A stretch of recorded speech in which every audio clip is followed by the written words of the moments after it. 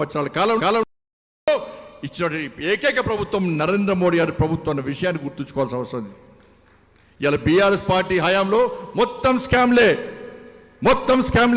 నిన్నగాక మొన్న అమిత్ షా గారు నిజామాబాద్ ఇందూరుకు వచ్చి ఇలా కాళేశ్వరం ఏటీఎంగా మార్చుకొని కేసీఆర్ కుటుంబం ఏ విధంగా దోసుకుందో స్పష్టం చేశారు.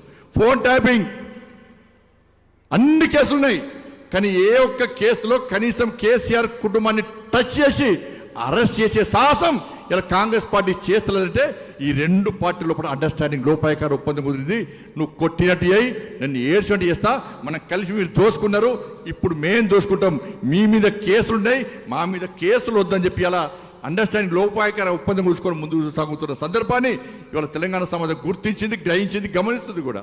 ఫోన్ ట్యాపింగ్ కేసులో ఏం లేదు, కాళేశ్వరం కేసులో ఏం లేదు, డ్రగ్స్ కేసులో ఏం లేదు, పేపర్ లీకేజ్ కేసులో ఏం లేదు, విద్యుత్ కొనుగోలు కేసులో ఏం లేదు, ఫామ్ హౌస్ కేసులో ఏం లేదు, గొర్రెల స్కామ్లో ఏం లేదు, చేపల స్కామ్లో ఏం చర్యలు లేవు. ఏంటంటే ఇద్దరి మధ్య లోపాయకార ఒప్పందం. ఇవాళ ఇప్పటికే భారతీయ జనతా పార్టీ ప్రభుత్వం తెలంగాణ రాష్ట్రంలో ఏర్పడి ఉంటే ఇలా కేసీఆర్ కుటుంబంలో ఎవ్వరు కూడా బయట ఉండేది కాదు, అందరు లోపల కటకట లోపడేటువంటి సాహసం భారతీయ జనతా పార్టీ చేస్తుండే. అరే ఫోన్ ట్యాపింగ్ కేసు భార్యాభర్తల ఫోన్లు విన్నారు, అందరు చెప్తున్నారు, అందరున్నారు, జడ్జిల ఫోన్లు విన్నారు. సిబిఐకి ఏమని చెప్పి కిషన్ రెడ్డి గారి నాయకత్వంలో మనం డిమాండ్ చేస్తే ఇలా రేవంత్ రెడ్డి సర్కార్ ఇలా సిబిఐకి ఇవ్వడానికి వెనుకడుగేస్తుంది. ఎందుకంటే సిబిఐకి ఇస్తే వాస్తవాలు బయటకు వస్తాయి, మా అనుచరులైనా మమ్మల్ని కాపాడుతున్న బీఆర్ఎస్ పార్టీలు కేసీఆర్ కుటుంబం లోపలికి పోతాయని చెప్పి భయం, ఆందోళన రేవంత్ రెడ్డి సర్కార్ లోపల, రేవంత్ రెడ్డి లోపల. ఇవాళ వాళ్ళ పరిస్థితి అయితే వాళ్ళ 6 గ్యారెంటీ నుంచి ప్రజల దృష్టి మళ్లించడానికి ఇలా కాంగ్రెస్ పార్టీ ప్రభుత్వం దీన్ని ఒక జగన్నాటకంగా మార్చి మన దృష్టి మళ్లించే ప్రయత్నిస్తున్నారు. 2500 రూపాయలు ఇస్తున్నారు, 4 420 హామీలు ఇచ్చారు, 6 గ్యారెంటీ ఇచ్చారు, ప్రజలను నమ్మించి మోసం చేశారు.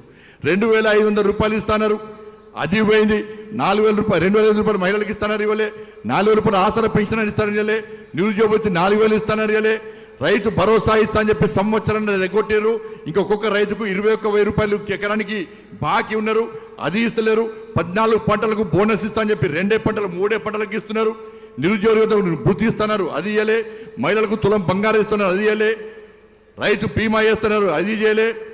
ఇట్లా ఏమీ చేయకుండా ఇవాళ మోసం చేసి ఏ విధంగా మభ్యపెట్టి ఈ తెలంగాణ రాష్ట్రంలో అవినీతి ప్రభుత్వం కొనసాగుతుందో అన్ని వాస్తవాలు మీరు ఆలోచించాల్సిన అవసరం ఉంది. కాబట్టి దయచేసి మళ్ళీ చెప్తున్నా, అందరం కష్టపడి పనిచేస్తే, అందరం కమిట్మెంట్తో పనిచేస్తే, అందరం కసితో పనిచేస్తే, అందరం ఒక సంకల్పం తీసుకొని పనిచేస్తే ఇవాళ ఈ దేశంలో భారతీయ జనతా పార్టీ 2 మంత్రులు ఉన్నటువంటి 2 ఎంపీలు ఉన్న భారతీయ జనతా పార్టీ ప్రభుత్వం ఇవాళ దేశంలో ఏ విధంగా అధికారంలోకి వచ్చిందో ఇక్కడ 8 మంది శాసన సభ్యులు ఈ తెలంగాణ రాష్ట్రంలో భారతీయ జనతా పార్టీ ప్రభుత్వం వచ్చే ఎన్నికల్లో ఇవాళ 119కి 100 సీట్లు సాధించి ఈ తెలంగాణ రాష్ట్రంలో అధికారం రావడం ఖాయం, వచ్చి తీరుతుందనేటువంటి విశ్వాసంతో మనందరం ముందుకు సాగాల్సిన అవసరం ఉంది.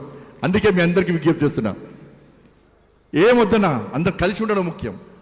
ఈయన ఈ గ్రూపు, ఆయన ఆ గ్రూపు, ఈయన అడ్జస్ట్ ఏం లేదు. అందరం నరేంద్ర మోడీ గారి బ్యాచ్. నాది ఏ బ్యాచ్ కాదు, మనది ఏ బ్యాచ్ కాదు, ఒక టీం అన్నది, ఇండియా టీం అన్నది. మన టీంకి నాయకుడు, ఏకైక నాయకుడు నరేంద్ర మోడీ గారు, మన కెప్టెన్. ఆయన నాయకత్వంలో ఈ కమలపు జెండా కింద, ఈ కాషాయపు జెండా నీడలో ఇవాళ ఈ తెలంగాణ రాష్ట్రంలో రామరాజ్యాన్ని స్థాపించాల్సిన అవసరం ఉంది, రామరాజ్యాన్ని నిర్మించాల్సిన అవసరం ఉంది. కాబట్టి ఆ దిశగా అందరం పనిచేయాల్సిన అవసరం ఉంది. స్థానిక ఎన్నికల్లో కానీ ఇవాళ జుబ్లీస్ ఎన్నికలు వచ్చినాయి. ఇవాళ జుబ్లీస్ ఎన్నిక శాసన మండలి ఎన్నికలు జరిగినాయి కరీంనగర్లో, కరీంనగర్, నిజామాబాద్, ఆదిలాబాద్, మెదక్. ఇవాళ కిషన్ రెడ్డి గారు మేము అందరం కష్టపడి పనిచేసి మీరు అందరూ అనుకుంటున్నారు, కానీ గ్రౌండ్కు ప్రిపేర్ చేసిన వ్యక్తి రామచంద్రరావు గారు. ఈ గ్రౌండ్ ప్రిపేర్ చేసిన వ్యక్తి రామచంద్రరావు. ఇంతకుముందు డీకేఆర్ చెప్పినట్టు మా పాలమూరు శాసన మండలి ఎన్నికలు కూడా గ్రౌండ్ ప్రిపేర్ చేసింది రామచంద్రరావు గారు. ఇలా సభ్యత్వం ఇన్ఛార్జ్గా ఉండి డ్రైవింగ్ బౌల్ కష్టపడే వ్యక్తి రామచంద్రరావు గారు. కానీ అన్ని కష్టపడే ఆలోచన ఉంది, కానీ ఒక్క రాష్ట్ర అధ్యక్షుడే పనిచేయడు. రాష్ట్ర అధ్యక్షుడు అయిన కథ మన పని అయిపోయింది కాదు.